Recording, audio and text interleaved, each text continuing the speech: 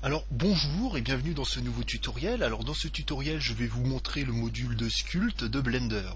Donc pour activer le module de sculpt, nous allons partir du cube de base. Nous allons ici cliquer dans modifier. Donc ah oui, juste avant je vais activer un petit add-on qui va vous permettre de voir les touches que je tape au clavier. Ça tombe très bien que je ne l'ai pas activé, comme ça je vais pouvoir vous montrer où il est. Donc j'ai été dans, donc je vous montre bien, j'ai été dans File, j'ai été dans User Preferences, j'ai été dans Add-on, et là je mets Screen Cast, puisque ce que je suis en train de faire c'est un screencast, donc ça veut dire le fait de filmer son écran. Ici nous avons dans la 3D View, nous avons Screencast Key, Display Key Pressed in 3D View. Donc ça veut dire ça montre les touches tapées au clavier dans la fenêtre 3D. Donc je vais activer cet add-on.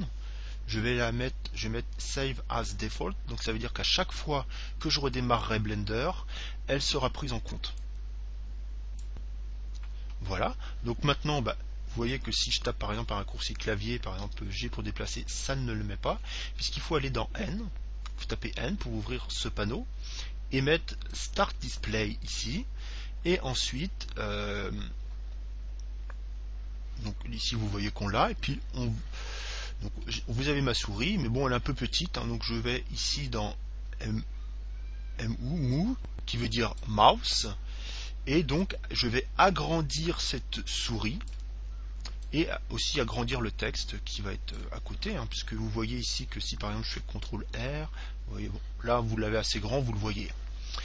Donc on va revenir au but initial de ce tutoriel, mais bon, je pense que c'est utile pour les personnes qui veulent faire des tutoriaux comme moi avec Blender. C'est une fonction très utile, vous n'avez pas besoin d'un logiciel externe pour afficher les touches, ça l'affiche directement dans Blender. Je crois que Blender c'est un des seuls logiciels à disposer d'un dispositif comme celui-ci. Donc on va dans modifier, on fait add modifier et on fait un modifier de type generate ici et qui s'appelle multi-resolution. Multi-resolution en anglais. On clique dessus, donc voilà, rien ne se passe. C'est normal puisque pour que l'effet de ce modifier s'applique, il faut ajouter des niveaux de subdivision. Donc on va ajouter 1, 2, 3, 4, 5 niveaux de subdivision en appuyant 5 fois sur la touche Subdivide. Ici ça met 5 en Preview, 5 en Sculpt, c'est ce que nous voulons. Et ensuite nous allons aller en bas ici, dans Object Mode, cliquer sur ce bouton et choisir Sculpt Mode. Donc cliquez sur Sculpt Mode. Nous voyons que lorsque nous cliquons sur Sculpt Mode, un nouveau panneau est apparu. Il s'agit du panneau de Sculpt, qui permet, comme son nom l'indique, de sculpter la sphère créée à partir du cube, comme nous sculpterons comme de l'argile. De la même façon dont on pourrait sculpter de l'argile, de la pâte à modeler quand on était petit, c'est exactement le même système. Donc il nous suffit de cliquer ici. Donc en cliquant ici, nous avons différentes façons, différentes possibilités de sculpting. Nous avons le mode de sculpting de base, que j'appelle de base, qui s'appelle broche, qui nous permet, comme vous pouvez le voir, d'effectuer une petite excroissance sur le modèle. Ça peut servir pour différentes choses, comme ceci, très simplement. Donc juste un moment, je vais repasser en Object Mode, parce que vous voyez qu'il y a des petits carrés ici. Vous voyez, c'est pas très lissé, donc juste une petite. Je vais juste rajouter un petit shade in smooth, ça va, ça donne un rendu un peu mieux. C'est pas top, mais bon, c'est toujours mieux. On va repasser en Sculpt. Nous avons le clay ici qui permet d'avoir un peu un rendu comme celui-ci, un rendu bosselé de la surface. Nous avons ici les strips qui permettent de créer des lignes là, comme ça, des aplats.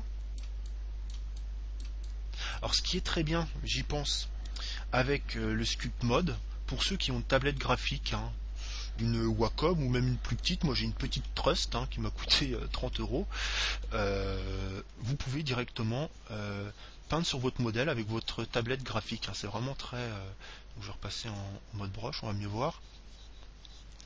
Vous voyez ? et vous pouvez, vous avez sûrement des boutons comme moi sur votre stylet en fait.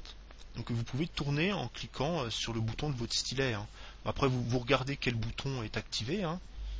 Je vais quand même rajouter un petit niveau de subdivision en plus, hein, parce que voilà, c'est beaucoup mieux. Et donc vous pouvez dessiner comme vous le voulez. Avec la moulette de la souris, vous pouvez reculer et avancer. Et si vous reculez ou vous avancez, vous voyez que la brosse, ici, elle a beaucoup d'influence.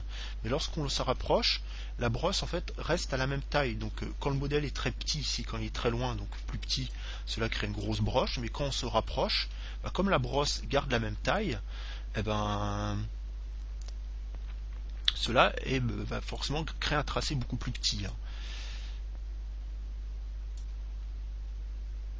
Vous avez la possibilité ici, justement pour compenser cela en partie, de modifier le rayon, hein.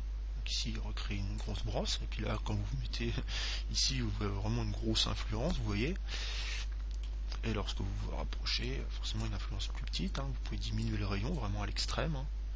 Vous voyez que le travail est quand même assez précis, hein. Vous pouvez rajouter des niveaux de subdivision pour avoir un travail encore plus précis. Ici c'est vraiment précis, hein. Là, bon, un rayon de 1, c'est pas terrible, hein. Faut minimum, là, on va mettre 5, hein. Et encore, là, c'est un tracé vraiment minime, hein. Il faudra rajouter encore un niveau de subdivision, mais j'ai peur que mon ordinateur ait un peu de problème, hein, si je rajoute un niveau de subdivision. Donc, nous avons différents types. Nous avons le grabe, ici. Donc, nous avons ajouté, qui permet justement de tirer des parties du modèle, comme ça. Comme si nous tirions, nous pincions avec le doigt en fait pour tirer de la pâte à modeler. Vous voyez que j'ai fait une forme vachement allongée avec mes pinceaux. Vous voyez vraiment qu'on peut déformer le modèle. Alors que je vous le rappelle, si on repasse en mode edit, oui, je peux passer en mode edit, on a toujours le cube, hein. C'est toujours un simple cube, et vous voyez que notre simple cube est devenu quand même ça, hein. Vraiment quelque chose de très détaillé, hein. Vous comprenez le principe. Donc dans le même système que le grape, nous avons le snake. Le système snake qui permet comme le grape de tirer, sauf qu'avec le snake, nous avons la possibilité de tirer vraiment beaucoup, hein, et même de dépasser, tandis qu'avec grape, on peut le faire qu'une fois, hein. Bon, on peut le refaire après, mais vraiment avec le snake, on peut faire. Vous voyez, bon, là, il faudrait rajouter un niveau de subdivision en plus. Vous voyez, on a vraiment la possibilité de, comme ici, vous voyez, de prendre une partie de la matière et d'effectuer vraiment comme on le veut, tandis qu'avec le grape, vraiment de faire un tour comme ça, tandis qu'avec le grape, on a possibilité que d'aller dans, on a possibilité que d'aller dans un sens, hein. Si on se déplace, cela déplace la surface. Donc il y a différents autres types, hein. Inflate justement qui permet de effectuer des genres de boutons, hein, qui est un peu similaire au blob. Alors les nuggles, j'adore ça, c'est comme les pâtes, hein. C'est comme si on mélangeait des pâtes en fait. Donc ça vraiment brouille la surface, vous voyez. Ça mélange la surface. Ça peut avoir des effets assez marrants. Le piche qui permet de pincer. Par exemple de pincer ici, vous voyez. De pincer une surface. Quand on veut vraiment créer par exemple des petites rides, des rides ou des...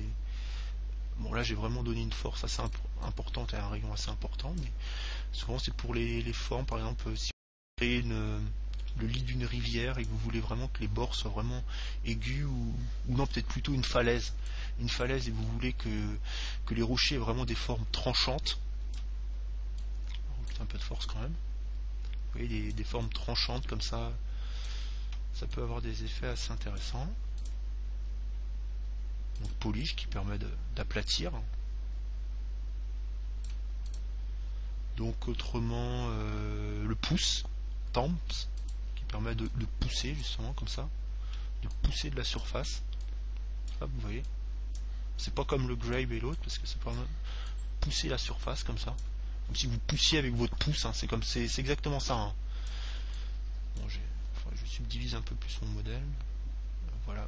Comme si vous vous poussiez de la pâte à modeler ou de l'argile avec votre pouce, comprenez le système. Le smooth qui permet justement de lisser. Vous voyez ici quand on a des surfaces un peu chaotiques comme ça, avec des faces un peu chaotiques, on a la possibilité de les relisser, vous voyez, pour obtenir quand même quelque chose de plus propre. Forcément ça déforme la surface, hein, mais ça permet des fois de corriger les erreurs de face comme ça, et d'enlever un peu les artefacts qui s'étaient créés. Les artefacts étant des parties noires comme celle-ci, hein, où il y a plusieurs faces l'une sur l'autre qui se superposent et qui créent des effets pas du tout agréables à l'œil. Hein.